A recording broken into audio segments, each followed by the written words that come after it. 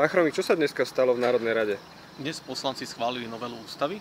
Od dnes ústava hovorí, čo je manželstvo. Že manželstvo je zväzok jedného muža a jednej ženy, alebo teda zväzok medzi mužom a ženou. Bohužiaľ poslanci nenašli odvahu schváliť pozmeňujúci návrh, ktorý by vyriešil aj veci, na ktoré sa my pýtame ľudí v petícii za ochranu rodiny.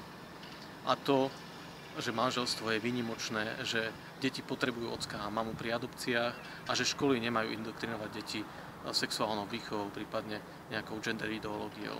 Takže kvôli tomuto je nutné naozaj ozvať sa a prísť k referendu o ochrane rodiny. Je to smutné, že bohužiaľ 200 000 ľudí, ktorí podpísalo petíciu, ešte nenašlo ten hlas v parlamente na to, aby bola schválená novela ústavy aj v tomto znení.